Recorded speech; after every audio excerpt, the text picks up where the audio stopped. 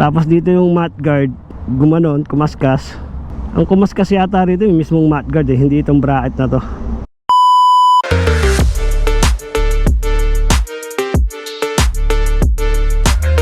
Ay nako, biyahe na to.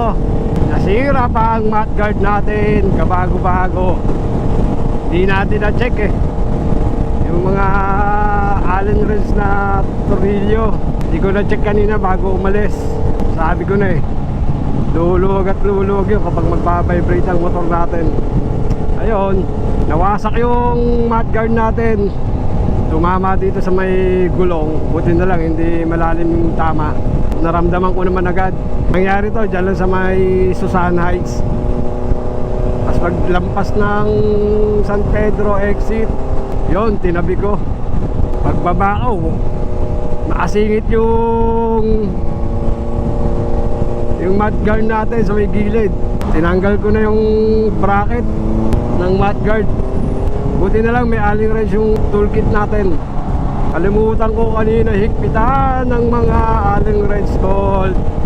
Shit! Isang tornilyo lang ang dahilan. Kaya nasira ang mudguard. Hihinto tayo mamaya rito sa Caltex Mamplasan. Pakita ko sa inyo. Hindi ko na binidyoan habang binabaklas ko.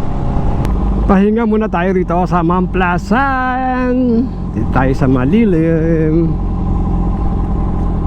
Pakita ko sa inyo guys yung nasira na mudguard natin.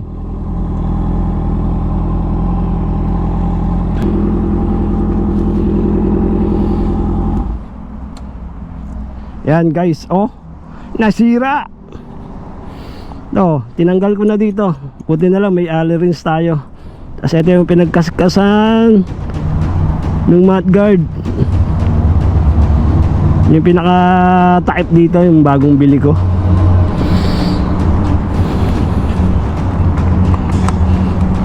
Hindi ko na check na higpitan uli yung mga bolt na Allen wrench.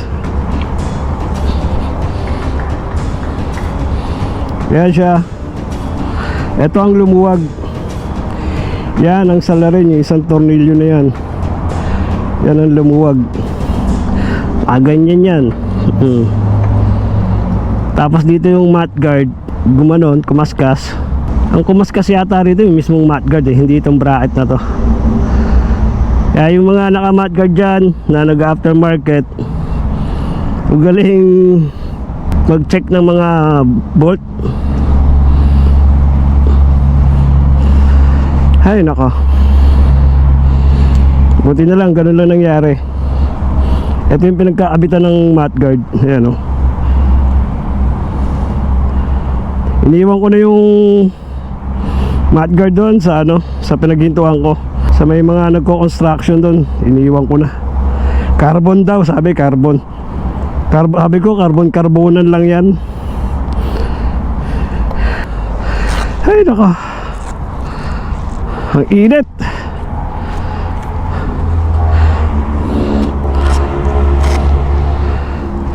Pahinga muna tayo rito mga ka-idolo. Dito kasi guys sumiksik yung mudguard, kaya nagasgasan tong gulong natin sa gilid. Ito ko kasi kanina nakuha yung mudguard, hindi siya tumilapon, sumiksik rito, kaya nagka-damage ng ganyan.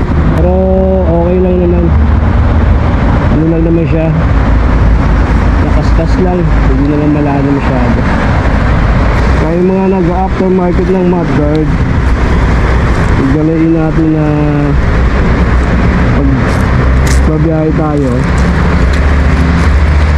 double check yung mga tornilyo niya kasi mabibrate yung